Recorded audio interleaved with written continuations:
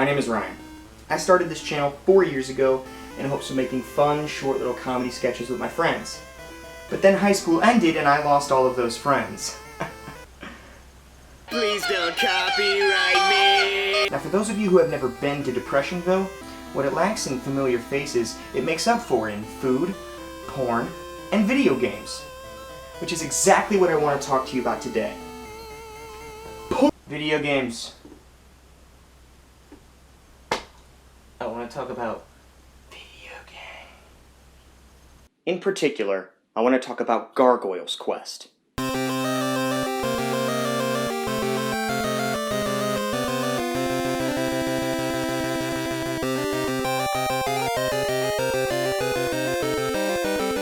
honestly, I had never heard of this game. That is, until the Angry Video Game Nerd did a video on the trilogy. It intrigued me, so I picked up the first one. God damn, is this a good game. Oh, and you heard me right. This is the first game in a motherfucking trilogy. Not one, not two, but 3 games. Each being released on a separate system. With 1 on the Game Boy, 2, which actually serves as a prequel, on the NES, and 3 on the SNES, where it was rebranded Demon's Crest. Now let me tell you why this was a genius move on Capcom's part.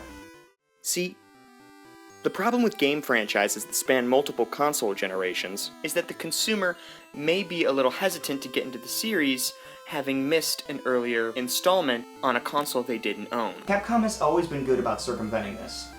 Need proof? Just take a look at Mega Man. Didn't play Mega Man 1 through 6 on the NES? Doesn't matter. This is Mega Man X. Completely new character. Didn't play the first Gargoyles Quest on the Game Boy. Doesn't matter. Gargoyles Quest 2 takes place before that game even happened. Didn't play Gargoyles Quest 1 or 2? Doesn't matter because what the fuck even is Gargoyles Quest? This is fucking Demon's Crest! Marketing the games this way allows for a wider player base to give it a shot, as you don't necessarily have to start with one specific game. You, the player, can choose which game you want to start with, which is pretty fucking brilliant. The first Gargoyles Quest was released by Capcom for the original Game Boy early in the system's lifecycle, predating most other Capcom Game Boy titles, and in my opinion, surpassing them in quality. Now that's not saying the later Mega Mans and DuckTales weren't great, they were goddamn classics. But Gargoyles Quest is better. You play as Firebrand. You know that red fucker from Ghosts and Goblins? Or is he green? Or yellow? So you play as a fucking stoplight on your quest to save the Ghoul Realm, which is basically hell. If hell was Hyrule from Zelda 2... Yeah, this game shares the overworld mechanic with Zelda 2. Only worse! Because at least in that game you had the opportunity to dodge or pick which enemy you wanted to engage. Here, you walk 5 steps and boom! Unavoidable random encounter. Though I'll give Gargoyles Quest points for not jacking up the difficulty, unlike Zelda 2's infamous Death Mountain. Fuck that. This game actually isn't too difficult, especially once you know where you're going. Though I did get lost from time to time, mostly due to my own stupidity, not the game's fault, for the most part I found level design to be exquisite, never leaving me guessing what I'm supposed to do or how I'm supposed to take on an enemy. For example, right before the boss battle with Rashfell, there are 2 breakable walls that you must break with your Brick Fire Breath. However, once you start fighting the boss, you realize that your strongest breath doesn't actually hurt it. So you start thinking, how do I hurt it? Oh yeah!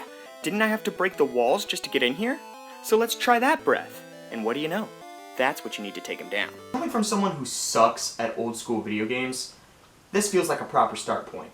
You get unlimited continues, so you have room to experiment with your environment without fear of having to start all the way from the beginning. And passwords are short and save your items.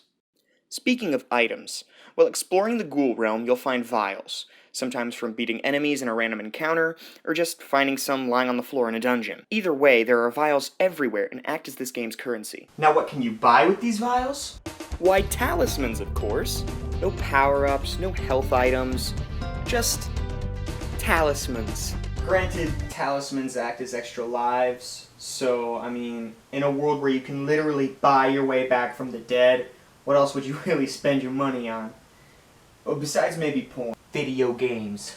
But in all seriousness, they should have just made it like Mario, where a certain number of vials just gives you an extra life, instead of having to trek all the way back to town, which is literally impossible while in a dungeon. I need more health! This really isn't an issue, though, as dungeons tend to be fairly short, and you can always stock up beforehand at the nearest town, with the exception of the last 2 dungeons, which you're forced to beat in immediate succession, which in and of itself isn't too daunting, but I like to play at work while I'm on my breaks, so when I wasn't greeted with a town or password after the first dungeon, I knew I'd have to double time it through the second, which went about as well as you'd expect. Fuck! I eventually played back through the dungeons on my day off, and beat the game no problem. So if you want to get through those last 2 dungeons, there's 2 things you gotta do. 1. Make sure you have a comfortable amount of time to beat both dungeons. 2. Near the last town, there's a cave you gotta go through before getting to the final 2 dungeons.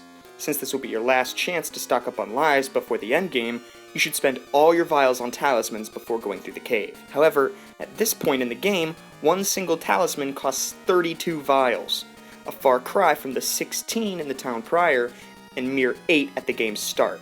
Grinding through enemies is out of the question, as early stage bosses can now appear in random encounters. Plus, just fuck that, it takes too long. What you want to do is enter the second cave, closest to the last town. Right in front of you should be a large vial. This is worth 4 vials, and reappears every time you enter, so just walk in and out of the cave a few times and you should be set.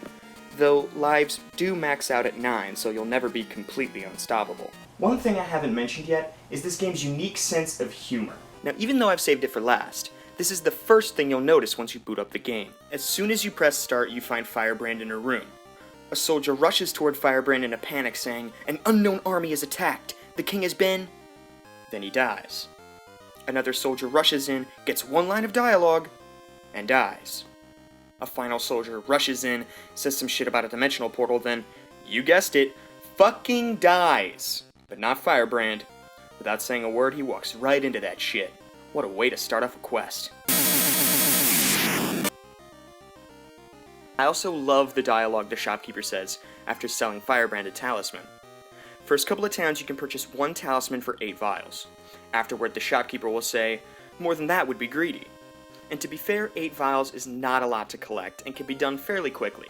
But after the second dungeon, all new town shops sell talismans for 16 vials. So I'm thinking, fuck that.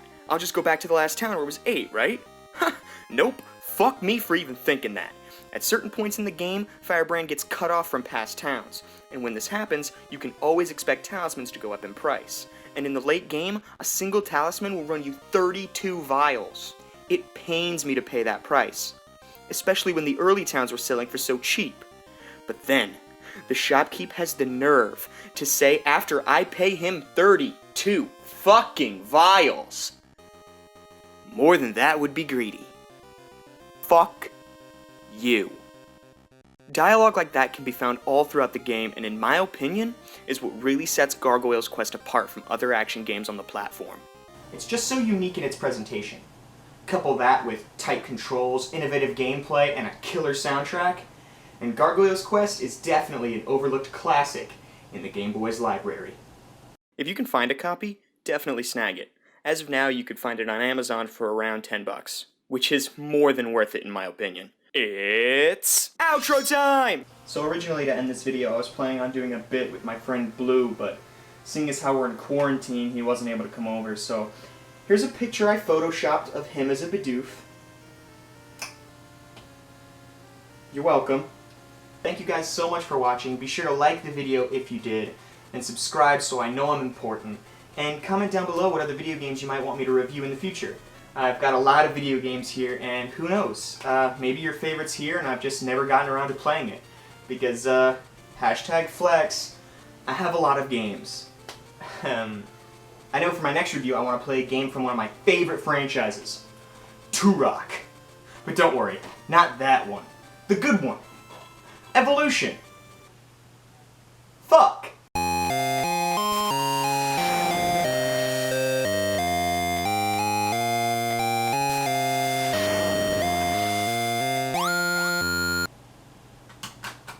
If it seems like my hair's gotten longer, or if if it seems like my hair's gotten longer, or any of the lighting is different, through these as you get through the video. It's because this took me like a fucking month to make, so my hair has been growing out, and it's not naturally blonde, obviously. So it's been getting progressively more and more brown, and I don't know if you guys noticed that, but I have. So sorry about that. Also, half of these segments I've been in jeans, and then the other half I'm in pajamas. It's just sometimes I don't want to get dressed, so I really do need to stop throwing my games though.